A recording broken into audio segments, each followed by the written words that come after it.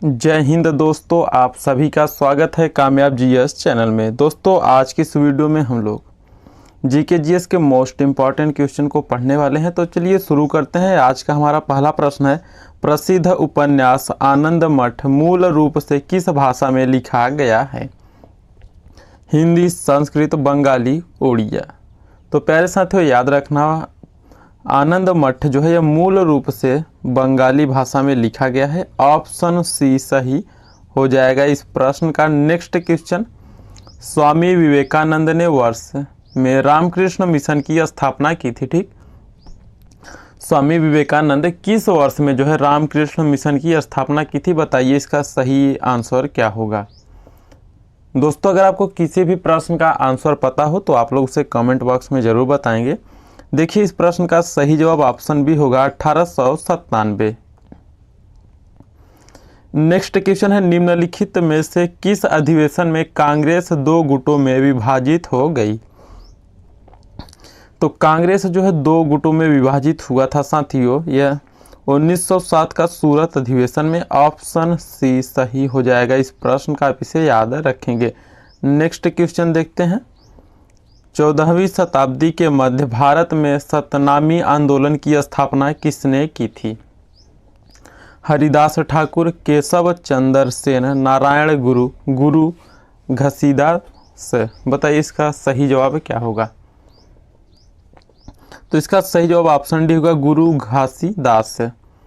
Next question है, विश्व खुशहाली दिवस एवं विश्व गौरैया दिवस कब मनाया जाता है? मोस्ट इम्पॉर्टेंट क्वेश्चन है साथियों। ठीक है, तो याद रखना, विश्व खुशहाली दिवस और विश्व गौरैया दिवस ये दोनों एक ही दिन मनाया जाता है, 20 मार्च को। ऑप्शन ए सही हो जाएगा इस प्रश्न का, 20 मार्च। नेक्स्ट क्वेश्चन, 2.5 दिन का झोपड़ा कहाँ पर स्थित है? बताइए साथियों, दिल्ली, नागपुर, अजमेर, सिकंदराबाद। तो याद रखना, 2.5 दिन का झोपड़ा जो है यह अजमेर में स्थित है। ऑप्शन सी सही हो जाएगा इस प्रश्न का। नेक्स्ट क्वेश्चन, विश्व बंधुत्व एवं क्षमा याचना दिवस कब मनाया जाता है? बताइए, मोस्ट इम्पॉर्टेंट क्वेश्चन साथियों, इस प्रश्न का सही जवाब क्या होगा? विश्व बंधुत्व एवं क्षमा याचना दिवस कब मनाया जाता है? तो यह मनाया जाता है 14 सितंबर को। ऑप्शन बी सही हो जाएगा इस प्रश्न का। नेक्स्ट क्वेश्चन, एवरेस्ट शिखर पर पहुंचने वाली प्रथम भारतीय महिला कौन थी? नीरजा भनोट, किरण बेदी, बछेंद्री पाल, सरोजनी नायडू। तो इस प्रश्न का सही जवाब ऑप्शन सी होगा, आप याद रखिएगा। बछेंद्री पाल जो है एवरेस्ट शिखर पर पहुंचने वाली प्रथम भारतीय महिला हैं। ठीक, ऑप्शन सी सही हो जाएगा इस प्रश्न का, आप इसे याद रखेंगे। नेक्स्ट क्वेश्चन, भारत रत्न पुरस्कार प्राप्त करने वाले प्रथम भारतीय व्यक्ति कौन है? मोस्ट इंपॉर्टेंट क्वेश्चन है साथियों, भारत रत्न पुरस्कार प्राप्त करने वाले प्रथम भारतीय व्यक्ति कौन है? महात्मा गांधी, डॉक्टर राजेंद्र प्रसाद, बाल गंगाधर तिलक, डॉक्टर सर्वपल्ली राधाकृष्णन। बताइए इस प्रश्न का सही जवाब क्या होगा। तो इस प्रश्न का सही जवाब ऑप्शन डी होगा, डॉक्टर सर्वपल्ली राधाकृष्णन जो है भारत रत्न पुरस्कार प्राप्त करने वाले प्रथम भारतीय व्यक्ति हैं। ठीक, नेक्स्ट क्वेश्चन देखते हैं। अगला प्रश्न है, राष्ट्रीय ऊर्जा संरक्षण दिवस कब मनाया जाता है? मोस्ट इंपॉर्टेंट क्वेश्चन साथियों, राष्ट्रीय ऊर्जा संरक्षण दिवस कब मनाया जाता है? तो यह मनाया जाता है 14 दिसंबर को। ऑप्शन बी सही हो जाएगा इस प्रश्न का। अगला प्रश्न, विवेकानंद रॉक मेमोरियल कहाँ स्थित है? चेन्नई, कन्याकुमारी, लखनऊ, विशाखापट्टनम। तो इस प्रश्न का सही जवाब ऑप्शन भी होगा, कन्याकुमारी में जो है विवेकानंद रॉक मेमोरियल स्थित है। अगला प्रश्न, निम्नलिखित में से किसे पैरेट ऑफ इंडिया के नाम से जाना जाता है? मोस्ट इंपॉर्टेंट क्वेश्चन है साथियों, निम्नलिखित में से किसे पैरेट ऑफ इंडिया के नाम से जाना जाता है? अकबर, शाहजहां, औरंगजेब, अमीर खुसरो। तो बताइए इस प्रश्न का सही जवाब क्या होगा। इसका सही जवाब ऑप्शन डी होगा, अमीर खुसरो को जो है पैरेट ऑफ इंडिया के नाम से जाना जाता है, आप याद रखेंगे। नेक्स्ट क्वेश्चन, नंदी पहाड़ियाँ कहाँ पर स्थित है? मोस्ट इंपॉर्टेंट क्वेश्चन है साथियों, नंदी पहाड़ियाँ कहाँ पर स्थित है? तो साथियों याद रखना, नंदी पहाड़ियाँ जो है यह कर्नाटक राज्य में स्थित है। ऑप्शन बी सही हो जाएगा इस प्रश्न का, कर्नाटक। नेक्स्ट क्वेश्चन, कौन सा विटामिन जल में विलेय है? Vitamin A, vitamin D, vitamin C, इनमें से कोई नहीं।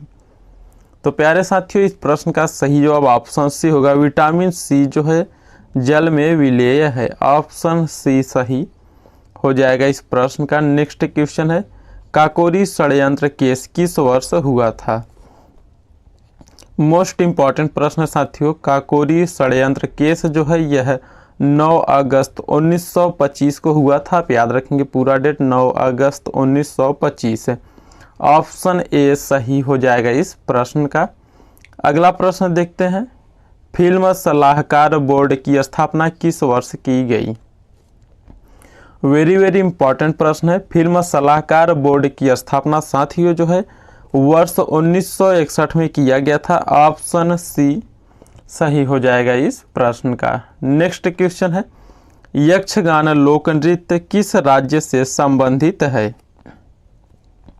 वेरी वेरी इंपॉर्टेंट प्रश्न साथियों, यक्षगान लोक नृत्य जो है याद रखना ये कर्नाटक राज्य से संबंधित है। ऑप्शन बी सही हो जाएगा इस प्रश्न का।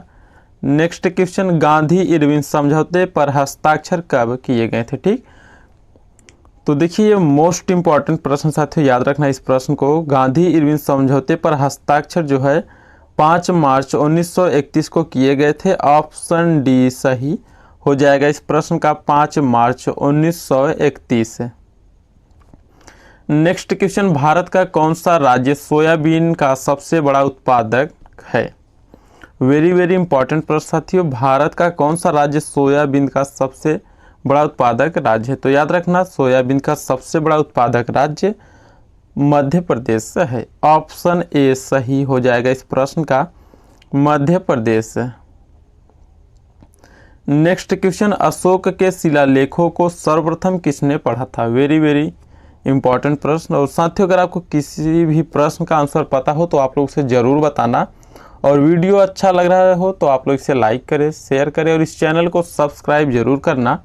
तो देखिए, अशोक के शिलालेखों को सबसे पहले जो है जेम्स प्रिंसेप ने पढ़ा। ऑप्शन सी सही हो जाएगा इस प्रश्न का, जेम्स प्रिंसेप, आप याद रखेंगे। नेक्स्ट क्वेश्चन, गदर पार्टी को किसने संस्थापित किया? तो गदर पार्टी को संस्थापित जो है साथियों लाला हरदयाल ने किया। ऑप्शन सी सही हो जाएगा इस प्रश्न का, ठीक है। नेक्स्ट क्वेश्चन देखते हैं, हर्यक वंश के किस शासक को कुड़िक कहा जाता था? मोस्ट इंपॉर्टेंट क्वेश्चन, हर्यक वंश के किस शासक को कुड़िक कहा जाता था? तो अजात शत्रु को कहा जाता था। ऑप्शन ए सही हो जाएगा इस प्रश्न का। नेक्स्ट क्वेश्चन, संविधान का अनुच्छेद 360 में किसका प्रावधान है?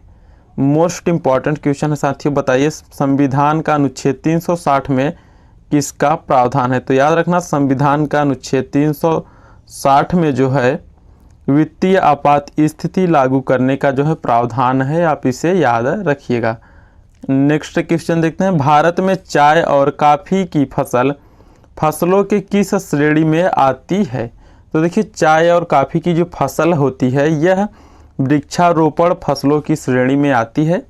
ऑप्शन सी सही हो जाएगा इस प्रश्न का, वृक्षारोपण फसलों की, ठीक। नेक्स्ट क्वेश्चन है, प्रधानमंत्री को उसके पद की गोपनीयता की शपथ कौन दिलाता है? तो ऑप्शन ए सही हो जाएगा, राष्ट्रपति, आप याद रखेंगे।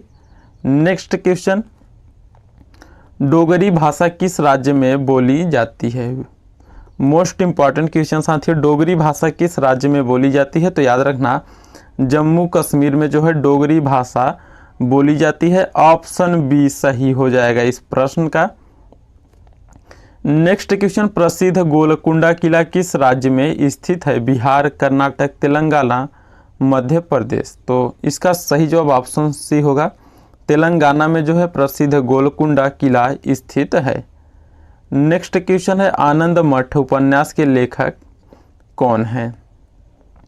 तो इस प्रश्न का सही जवाब ऑप्शन बी होगा, बंकिम चंद्र चट्टोपाध्याय जो है आनंद मठ उपन्यास के लेखक हैं। ऑप्शन बी सही हो जाएगा इस प्रश्न का। अगला प्रश्न देखते हैं, किसी विधि के प्रश्न पर सर्वोच्च न्यायालय से परामर्श लेने का अधिकार किसको है?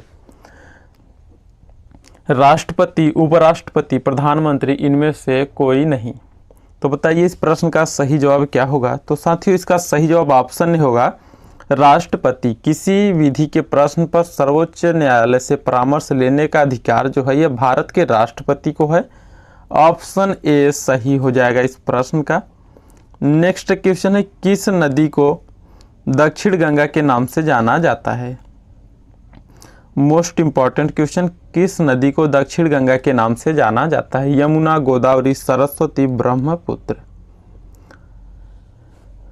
तो इसका सही जवाब ऑप्शन बी होगा। गोदावरी नदी को जो है दक्षिण गंगा के नाम से जाना जाता है। ऑप्शन बी सही हो जाएगा इस प्रश्न का। नेक्स्ट क्वेश्चन है, अर्थशास्त्र का पिता किसे कहा जाता है। प्यारे साथियों इस प्रश्न का जो भी सही आंसर हो आप सभी उसे कमेंट बॉक्स में लिखना। और आज का वीडियो कैसा लगा आप लोग कमेंट करके ज़रूर बताएं। वीडियो अच्छा लगा हो तो आप लोग इसे लाइक करें और अपने दोस्तों तक भी इसे शेयर करिएगा। और चैनल पर नए हैं तो आप लोग इसे सब्सक्राइब जरूर करें। फिर मिलते हैं जल्द ही एक नई क्लास में। जय हिंद।